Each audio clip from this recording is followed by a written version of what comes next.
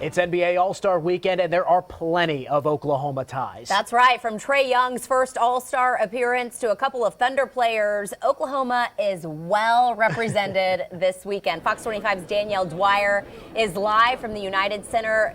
Hello, Danielle. Hello from Chicago. Yes, Oklahoma is, as you guys mentioned, well represented here tonight in Chicago and all weekend long. The Rising Star game for the NBA is a couple hours away. It's all part of NBA All-Star Weekend here in the Windy City.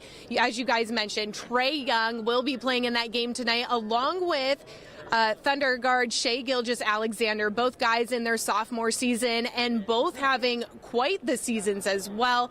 And in a couple hours, as I mentioned, Trae Young, Oklahoma's very own, will be taking the court here at the United Center in the Rising Star game. Actually, he'll be going up against SGA in that game. And earlier today started off with practice, all the guys getting ready for that Rising Star game. It's really the first big event of the weekend. Of course, the All-Star game itself happening Sunday evening here inside the United Center. But until then, plenty of festivities going on. That Rising Stars game, as I mentioned, the former Sooner, Trae Young, he's playing alongside the #1 draft pick of this year, Zion Williamson. He mentioned earlier today at practice that he's hoping to toss him up a couple, make some waves here in the game tonight and see what goes on. But also Trae talked about just how many lessons he's learned from his rookie season to his sophomore campaign, and he's hoping to learn even more this weekend.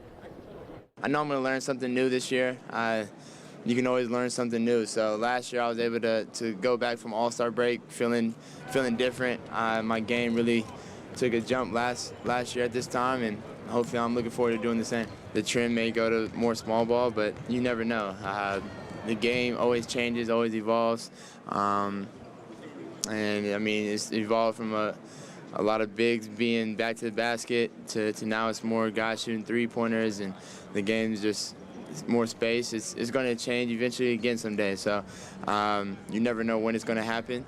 But no, I don't care. I can adjust. My game adjusts. And I can play in any type of feeling or air.